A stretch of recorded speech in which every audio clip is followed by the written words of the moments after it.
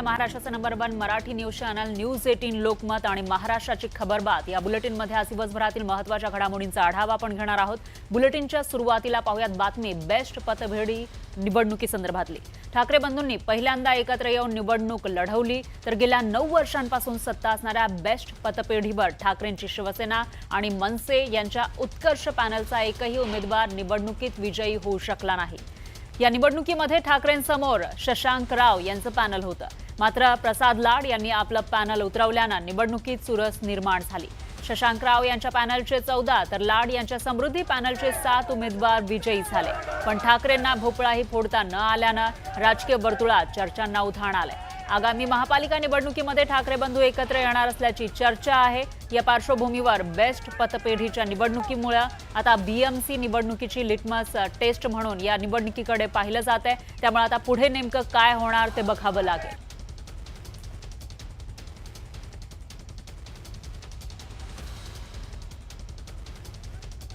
पहिल्यांदाच मनसे आणि ठाकरेंची शिवसेनेने एकत्र लढवलेली ही निवडणूक मात्र यामध्ये उत्कर्ष पॅनलला भोपळाही फोडता आलेला नाही। एकही जागा जिंकता आलेली नाहीये। एकूण जागा 21 होत्या, त्यापैकी 14 जागा शशांक राव यांच्या खात्यात गेल्या तर 7 जागा सहकार समृद्धी पॅनल भाजप नेत्यांचं हे पॅनल त्यांनी जिंकलेले आहेत आणि ठाकरे बंधूंच्या उत्कर्ष पॅनलनं एकही जागा जिंकलेली नाही।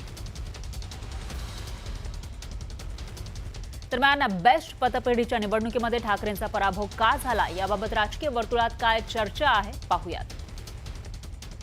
यामध्ये सगळ्यात महत्त्वाचं म्हणजे बेस्टमध्ये ठाकरे बंधू हरलेले आहेत, पण लाड यांच्या पॅनलमुळे निवडणुकीमध्ये चुरस निर्माण झाली आणि दुसरं म्हणजे ठाकरे बंधूंच्या पॅनलला अति आत्मविश्वास नडल्याची ही चर्चा आहे, कारण ठाकरे बंधूंचं पॅनल अति आत्मविश्वासात गेलेलं होतं, त्यामुळे तेच कुठेतरी नडल्याचं बोललं जातं। याशिवाय ठाकरे बंधूंच्या पॅनलला मोर्चे बांधणीमध्ये अपयश आल्याची ही चर्चा रंगलेली आहे आणि मागील 9 वर्षातील कारभाराला मतदारांनी नाकारल्याचं बोललं जातंय, कारण 9 वर्ष ठाकरेंची सत्ता होती, मात्र त्या कारभाराला कुठेतरी मतदारांनी नाकारलेला आहे। तर दुसरीकडे भ्रष्टाचाराचे आरोप खोडून काढण्यामध्ये ठाकरेंच्या शिवसेना आणि मनसेला एक प्रकारे अपयश आल्याची ही चर्चा आहे, कारण भ्रष्टाचाराचे मोठ्या स्वरूपाच्या भ्रष्टाचाराचे आरोप झाले होते ठाकरेंच्या शिवसेनेवर। ठाकरेंच्या शिवसेनेची या पतपेढीवर सत्ता होती आणि अशात ते आरोप खोडून काढण्यामध्ये कुठेतरी ठाकरेंची शिवसेना ही अपयशी ठरल्याची चर्चा आहे। याशिवाय बेस्टमध्ये ठाकरेंची संघटना निष्क्रिय राहिली का अशी ही चर्चा आता सुरू झालेली आहे।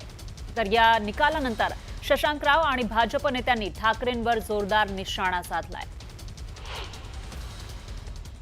आम्ही फक्त कामगारांच्या हिताचं काम नेहमी करत आलेलो आहोत आणि मला असं वाटतं की कोणी एकत्र आलं पण जर त्यांनी कामगार क्षेत्रामध्ये कामगारांचं हित बघितलं नाही तर त्यांना असेच भोपळे मिळणार।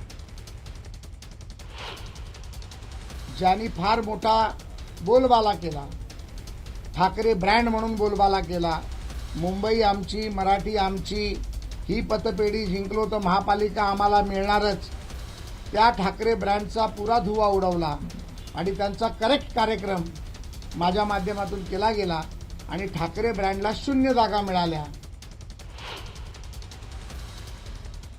आहेत आणि प्रसाद लाडाही आमचेच आहेत, ते उभे होते। आम्ही कुठलेही राजकीयकरण त्याचं केलं नाही, पण त्यांनी मात्र आता 2 ठाकरे बंधू एकत्र, आता ब्रँड ठाकरे निवडून येणार, आता अशा प्रकारचं त्यांनी त्याचं राजकीयकरण केलं, पण ते काही लोकांना आवडलेलं दिसत नाही। आता ब्रँडचा बँड वाजवण्याचं काम जनता करत असते, हे सर्व सामान्य जनता जनार्दनाच्या हातात असतं आणि त्यामुळे कोणी काही म्हटलं तरी सुद्धा शेवटी जनता ही सर्वात महत्त्वाची आहे।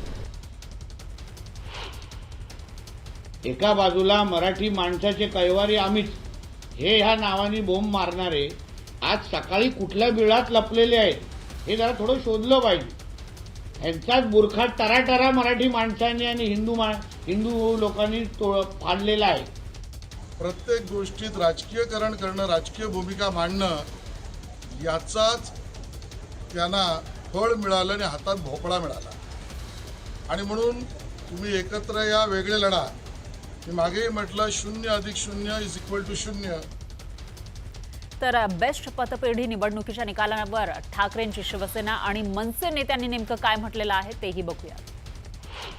पतपेढीची निवडणूक म्हणजे काय परीक्षा नाही, चाचणी परीक्षा सुद्धा नाही। लोक एकत्र आले, निवडणुका लढले असतील.